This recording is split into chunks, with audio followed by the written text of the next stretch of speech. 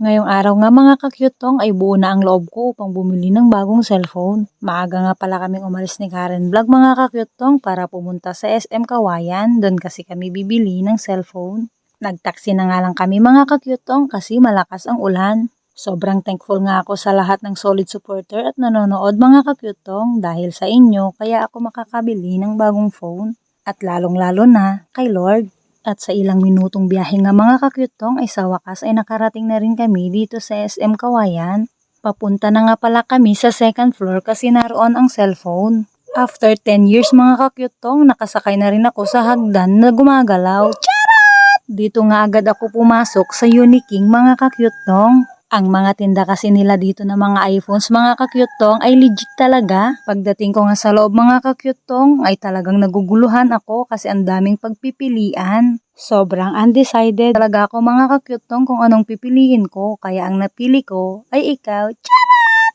iPhone 15 nga ang aking napusuan mga kakyutong. At eto na nga, hawak kamay ko na talaga. Grabe mga kakyutong, sobrang saya talaga ng puso ko dahil hindi ko naman talaga akalain sa buong buhay ko na makukuha ko ito. Dahil noon pa man iniisip ko malabo itong mangyari dahil wala naman kaming pera at mahirap lamang kami. Siguro mahigit 1 taon din na pinag-ipunan ko ito dahil maraming nagkukumbinsi sa akin na kailangan kong bumili ng iPhone para sa aking gagamitin sa pagbablog. Siguro panahon na rin siguro para mag-invest ng cellphone na maganda ang quality. Sa mahigit 1 taon ko sa pagbablog, ito rin ay masasabi kong katas ng vlogging. Kaya sobrang salamat sa Lord sa lahat ng blessings at thank you din po sa inyong lahat sa walang sawang panonood at suporta. So eto na nga mga kakyutong yung napili ko, iPhone 15 color blue. Sana all nagugustuhan. Ipina-check nga pala sa akin para ma-check ko daw kung satisfying. Naku mga kakyutong, sa tanan ng buhay ko, sa wakas nakahawak na rin ako ng iPhone. Yung masasabi ko talaga na akin yung iPhone na yan.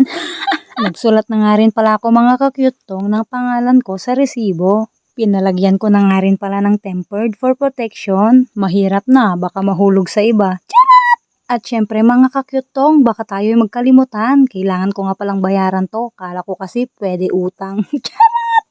At ayan na mga kakyutong, bibilangin ko na nga pala yung pera na ibabayad ko. Ang bilis kong magbilang, di ba? Bahala na kayo mga kakyutong kung masundan nyo ako. Charat! Oh, goodbye na. Terus haplesin mo yan. Dos na.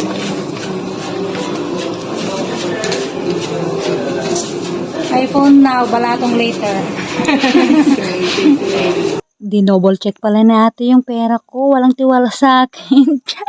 Grabe mga kakyutong, sobrang saya ko talaga ngayong araw. Kaya nilisan namin tong store na to na punong-puno ng saya. Grabe. Thank you Lord! Shoutout nga pala dito sa dalawang napakabait ng staff dito sa Uniking. Mabuhay po and God bless! Thank you!